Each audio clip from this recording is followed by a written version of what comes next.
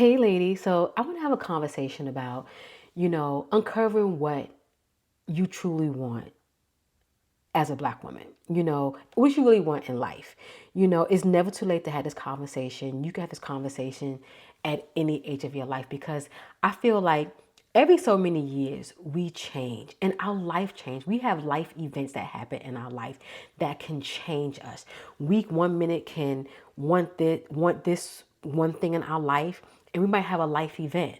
It can be a career change to something so extreme as a death. And then now life has changed and we want something different. So this conversation can happen at any time in of your life, right? I don't want to get my words tongue tied here, but it can happen at any time. So before we get into it, I just want to have a quick little breakdown of the importance of self-awareness. That's something that, I had to sit back and think about for myself. So, how can we reflect on that? Focusing on society and cultural pressures for black women, right? As a black woman, we face so much. Let's talk about it. We got family expectations. I got that down here. We got career demands, okay? We are the most highest educated out of everybody, okay? Black women have the most degrees, okay? And then we have community responsibilities, okay? That's just to name a few. I sit back and think about family expectations, when you have elders in your family where may have done something in the family, and now your parents are doing what your grandparents did, and now they expect you to do the same thing. And sometimes that can be like generational trauma. We don't want to do that no more. No, we're not doing that no more. So you gotta you deal with that. Career demands, with the degrees, and not only that, we have to work 10 times harder at the workplace. Think about it. But we're gonna move on from that. But acknowledging how these pressures lead to prioritizing others' needs, you know what I mean? And not your own. You sit back and think, I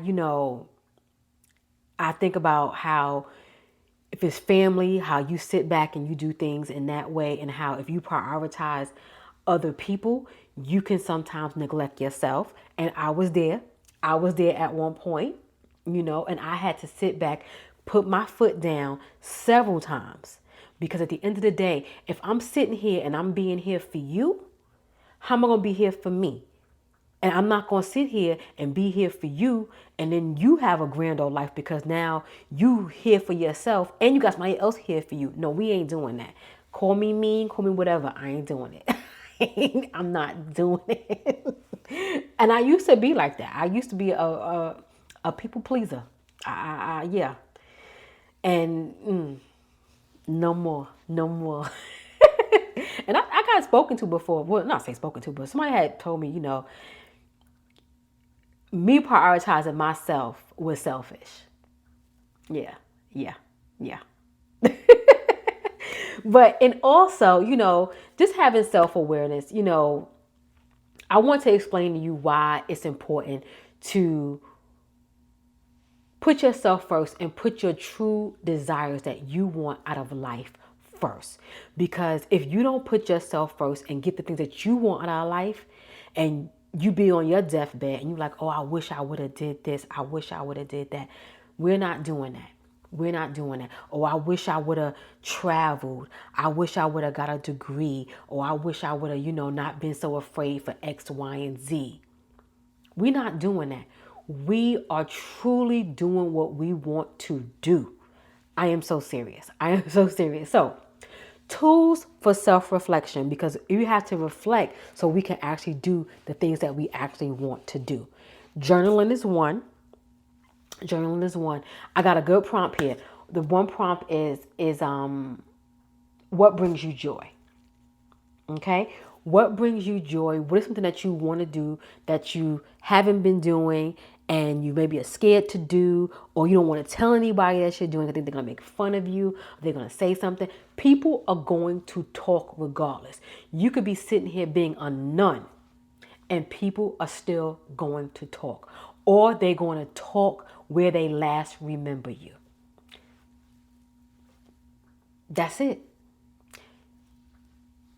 Do journaling prompts. And another one is, when do you feel most alive? Now, the reason why I'm mentioning like self-reflection and journal prompts is because these things help us into doing the things that we truly want to do in life. Because when you sit back and you start journaling and you start doing affirmations and different things like that, you start to realize like, wow, I want more. I really, really, really want to do more. So you don't have to do pages of this stuff. It's 5-10 minutes. Sometimes writing a sentence or two will bring something out of you that you didn't even know that you wanted to do. You can sit back and be like, like for me, I want to say the last 6 months or so, I would love watching the cooking channel. Give it to me all day. I love the cooking channel. I used to like to cook a lot, and that if I was depressed, I would cook a lot and then I would eat. And that's how when I was gaining weight, I knew. But now I like to watch cooking shows where it's like healthy foods and things like that. So I can also help myself. So that's just throwing a little bit out there. That's nothing to do with, creating the life that you want. But, this gave you a little tidbit of what I'm doing. So journal, and when you find out things that bring you joy, that what brings you joy, that might be something that you really want to do. You might want to, again, a cooking. I don't want to be a cook, but you might want to be a cook. Might want to be a chef. You never know what you actually want to do. Might want to be a baker, like my daughter. She loves to bake. It's another dangerous thing in this house. She loves to bake. She will go in the closet, the pantry, and she will take out flour. Is it baking powder, baking soda? I don't know.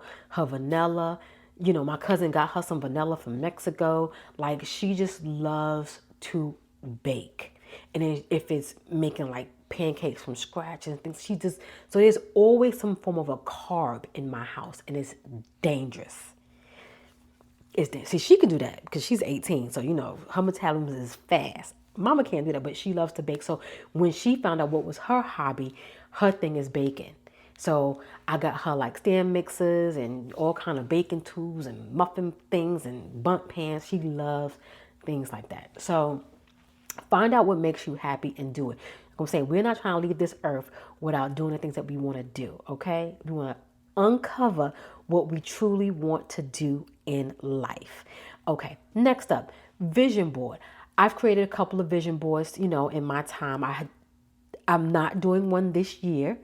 My thing is more of writing things down. That's where I am. But I have done vision board before, and some of you may have seen my vision board before.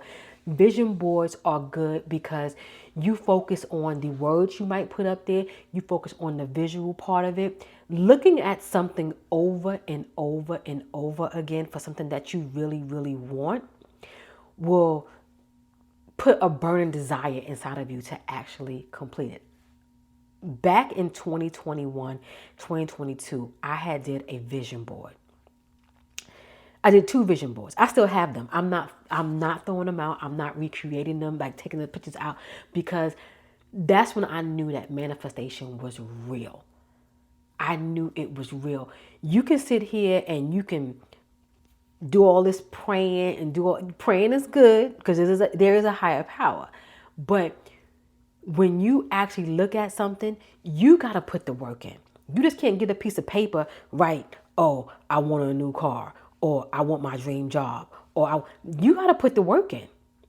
You can write it down, put it in your envelope, and put it in your wallet, put it in your pillowcase, but you got to work. My vision boards, I looked at my vision board every day. I put it by the side of my bed. I looked at it every day when I woke up, when I went to bed. I looked at my vision board and I worked hard. That's when I got my new house. I got caught. Everything I wanted was monetary. Was money. It could cost me money, but it was physical things. Like I wanted a new house. I wanted a new car. I wanted a new job. So I mean, I had to fix my resume. I had to pick up some new skills. I had to save. I had to eliminate some things out my life so I can, start building some more money. I had to put money in, index accounts or put money in different high yield savings so my money could grow. I had to do different things to where I can get where I needed to be to get the coin that I needed. You can work all day, but it ain't nothing like having money where you can actually live off of interest. That's a different type of lifestyle. You know what I mean? So when you want something, you got to put it up there, look at it. If it's looking at a money job, if it's looking at a stack of money, you have to do it. So, and do it in color too. Don't do it in black and white. When you do things in color and you make a board, it resonates. I'm telling you, it resonates. But right now, where I am in my life, for me, is more so creating systems and routines in my life, because right now I'm at a point where I want to maintain what I have, if that makes any sense, and I want to grow it to make it more than what it is, i.e. this lovely YouTube channel and podcast and other things that I do have going on as well. So yeah, meditation and mindfulness, being present and tapping into your inner self. Sometimes we have to be still. Sometimes when we're too busy, and when you're busy, sometimes you could be in the past or you can be in the present. Sometimes when you actually still and you're in the present, you can actually focus. You can actually focus. And doing intentional breathings and things like that to keep you at bay. So that's the meditation part, and then the mindfulness part is just being present. So for me, I mentioned in one of my, I don't know if I mentioned here, but I think in my previous video, I mentioned about wanting to do yoga, something I have not tapped into. But me and Pilates, we could do that. Pilates is good. If you want to get your core in order, do Pilates. You're going to hate it the first class and you're going to be so sore. Especially if you have not moved like that in a while, you're going to be sore. But really, really nice and good. So next I want to get into is letting go of limiting beliefs. That's something that I had to stop doing, saying that I couldn't, and I couldn't start over because I'm too old or I'm getting too old. Get that out your mind. You're never too old. I'm gonna give you a few here, and the one I got down here is, it's too late to start over.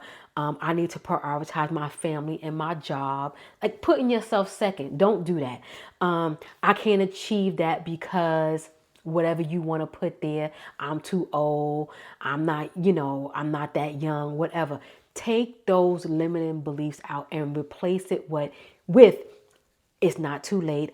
I can do it. Whatever I want to achieve, I can. That's where we are right now, okay? So last but not least, I want to share with you like taking actions on how you can make these discoveries on things that you want to do. Like set some goals.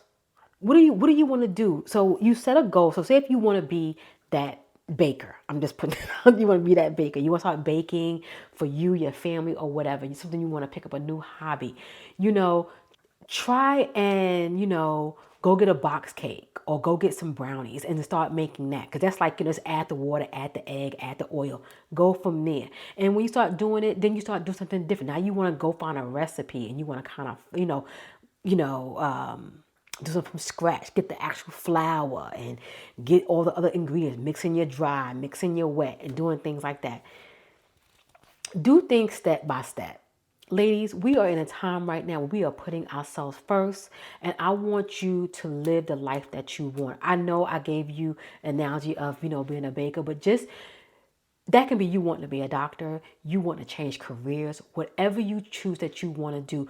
Don't let limiting beliefs set you back, because we have so much life left in us. We are only, for me, I'm turning 49. There's some things that I want to do as well. And I'm not going to stop doing what I want to do. I'm never going to give up. So I want you to have that same oomph in you as well, because you're never going to give up. So, in saying all of that, I want to say thank you for listening, and I'm going to catch you in the next episode. Okay? Talk to you soon.